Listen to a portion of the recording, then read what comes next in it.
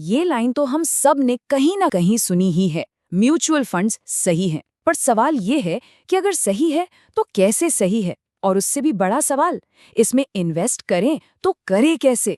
चलिए आज इस पूरी उलझन को जड़ से खत्म करते हैं और म्यूचुअल फंड की दुनिया को बिल्कुल आसान भाषा में समझते हैं।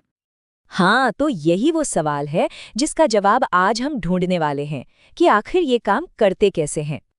तो आज हम क्या क्या समझने वाले हैं। सबसे पहले बिल्कुल बेसिक से शुरू करेंगे, म्यूचुअल फंड होता क्या है। फिर देखेंगे डायरेक्ट और रेगुलर में से क्या चुनना है, ये बहुत ज़रूरी है। इसके बाद सारे चार्जेस की बात करेंगे, देखेंगे कि कौन सी आम गलतियों से बचना है, और आखिर में एक सीधी साधी 4 पॉइंट की चेकलिस्ट। बस चलिए तो फिर शुरू करते हैं। पहला पड़ाव समझते हैं कि ये म्यूचुअल फंड आखिर है क्या भला। इसको ना एक बड़े से गुल्लक की तरह सोचिए। हम आप जैसे बहुत सारे लोग सब मिलकर इसमें थोड़ा थोड़ा पैसा डालते हैं। फिर एक एक्सपर्ट आता है जिसे हम कहते हैं फंड मैनेजर, और वो इस सारे पैसे को अलग अलग अच्छी जगहों पर जैसे स्टॉक्स या बॉन्ड्स में लगा देता है। तो जब हम एक म्यूचुअल फंड खरीदते हैं तो हम उस बड़े से गुल्लक में एक छोटी सी हिस्सेदारी खरीद रहे होते हैं। सिंपल।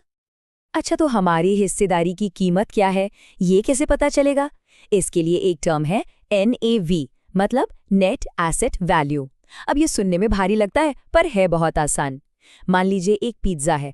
अगर हमें पूरे पिज्ज़ा की कीमत पता है और ये भी पता है कि उसके कितने स्लाइस हैं, तो एक स्लाइस की कीमत निकालना कितना आसान है ना? बस NAV भी वही है, आपके फंड की एक यूनिट यानी एक हिस्से की कीमत। और यही वजह है कि शुरू करने वालों के लिए ये इतना बढ़िया ऑप्शन है। सोचिए, एक ही जगह पैसा लगाया और वो 30, 50, यहाँ तक कि 100 से ज़्यादा कंपनियों में बढ़ गया। इसे कहते हैं डाइवर्सिफिकेशन। रिस्क अपने आप कम हो जाता है और सारा रिसर्च, सारी टेंशन एक प्रोफेशनल मैनेजर ले रहा है। और सबसे बढ़िया बात, आप सिर्फ 100-500 रुपए से भी अपनी SIP शुरू कर सकते हैं। है ना कमाल? ओके, तो बेसिक्स क्लियर हैं। अब आते हैं उस एक फैसले पर जो शायद आपके पूरे इन्वेस्टमेंट के सफर में सबसे ज्यादा मायने रखेगा, कि हमें डायरेक्ट प्लान लेना है या रेगुलर प्लान। देखिए, म्यूचुअल फंड्स में ना आपके रिटर्न्स का सबसे बड़ा फर्क सिर्फ एक चीज से पड़ता है, और वो है ये चुनाव, डायरेक्ट वर्सेस रेगुलर। नाम से ही थोड़ा थोड़ा अंदाजा लग रहा होगा।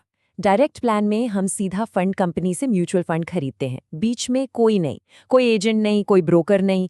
वहीं रेगुलर प्लान में एक बिचौलिया यानी एक डिस्ट्रीब्यूटर या एडवाइजर आ जाता है। अब क्योंकि डायरेक्ट में कोई बिचौलिया नहीं है तो उसका खर्चा, जिसे हम एक्सपेंस रेशियो कहते हैं, कम होता है, और रेगुलर में वो बिचौलिया अपना कमीशन लेता है तो खर्चा बढ़ जाता है। सीधा सा हिसाब है। अब आप सोचेंगे, यार ये आधा 1% के खर्चे से क्या ही फर्क पड़ेगा, पर यही तो सारा खेल है। ये छोटा सा दिखने वाला फर्क ना लंबे समय में, मतलब 15-20 साल में लाखों, यहाँ तक कि करोड़ों का अंतर पैदा कर सकता है। इसी को तो कहते हैं कंपाउंडिंग की ताकत, जहां आपका पैसा भी आपके लिए पैसा कमाता है। लेकिन एक मिनट, यहाँ एक बात का ध्यान रखना बहुत जरूरी है। आजकल कई brokers free direct mutual fund का ऑफर देते हैं, पर कई बार इसमें एक छिपा हुआ चार्ज होता है। जब आप पैसा निकालने जाएंगे तो वो DP चार्ज के नाम पर 10 से 30 रुपए काट लेंगे। तो हमेशा हमेशा टर्म्स एंड कंडीशंस जरूर चेक करें। तो अब जब हम डायरेक्ट और रेगुलर का ये बड़ा फर्क समझ गए हैं, तो चलिए जरा और गहराई में उतरते हैं और देखते हैं कि और कौन-कौन से चार्जेस हमारे इन्वेस्टमेंट पर असर डाल सकते हैं। तो सबसे बड़ा खर्चा तो यही है, एक्सपेंस रेशियो। ये वो सालाना फीस है जो फंड को चलाने के लिए ली जाती है। जैसा कि आप देख सकते हैं, जो एक्टिव इक्विटी फंड्स होते हैं वो सबसे ज़्यादा चार्ज करते हैं, और जो इंडेक्स फंड्स होते हैं वो सबसे सस्ते होते हैं। तो चॉइस काफ़ी क्लियर हो जाती है। तो यहाँ पर एक गोल्डन रूल है जिसे आप चाहें तो कहीं लिख कर रख लें। डायरेक्ट प्लान प्लस कम एक्सपेंस रेशियो वाला फंड, ये कॉम्बिनेशन आपको लंबे समय में सबसे अच्छे रिटर्न्स दिलाएगा। अच्छा, इसके अलावा भी कुछ छोटे मोटे चार्जेस होते हैं। एक होता है एग्जिट लोड। ये एक तरह की पेनल्टी है अगर आप बहुत जल्दी, जैसे 1 साल के अंदर ही अपना पैसा निकाल लेते हैं। फिर है स्टैम्प ड्यूटी। ये बहुत ही छोटा सा टैक्स है जो सिर्फ खरीदते समय लगता है। और STT, ये भी एक छोटा सा टैक्स है जो सिर्फ इक्विटी फंड्स बेचते समय कटता है। तो ये कोई बहुत बड़े खर्चे नहीं हैं, पर इनके बारे में पता होना चाहिए। चलिए, अब जब हमें सारे खर्चों का हिसाब किताब पता चल गया है, तो बात करते हैं उन आम गलतियों की जो अक्सर नए निवेशक कर बैठते हैं। ये गलतियां छोटी लगती हैं, पर इनका असर बहुत बड़ा हो सकता है।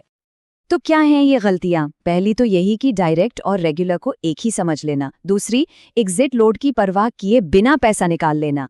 एक और बहुत बड़ी गलती है किसी फंड के पिछले साल के शानदार रिटर्न्स देखकर उसमें कूद पड़ना। और हाँ, जरूरत से ज्यादा एसआईपीज शुरू कर लेना भी एक गलती है। 3 से 5 फंड्स काफी होते हैं। और सबसे जरूरी, अपना इमरजेंसी फंड बनाने से पहले ही इन्वेस्टिंग शुरू कर देना।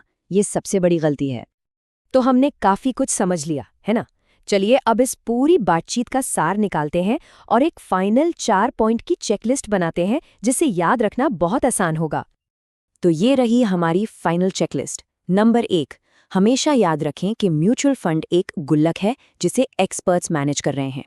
नंबर 2, हमेशा, मैं फिर कह रहा हूं, हमेशा डायरेक्ट प्लान ही चुनें। इससे आपका खर्चा बचेगा और कंपाउंडिंग बेहतर होगी। नंबर 3, एक्सपेंस रेशियो और एग्जिट लोड, इन 2 मुख्य चार्जेस पर हमेशा नजर रखें। और नंबर 4, फ्री वाले ऑफर से सावधान रहें और छिपे हुए डीपी चार्जेस के लिए हमेशा डबल चेक करें। तो अब जब सारी बातें साफ हो गई हैं, डायरेक्ट और रेगुलर के बीच का फर्क पता चल गया है, तो सवाल ये है कि आप कौन सा रास्ता चुनेंगे? कम खर्चे और ज्यादा रिटर्न्स वाला डायरेक्ट रास्ता या फिर ज्यादा कमीशन वाला रेगुलर रास्ता? फैसला आपका है।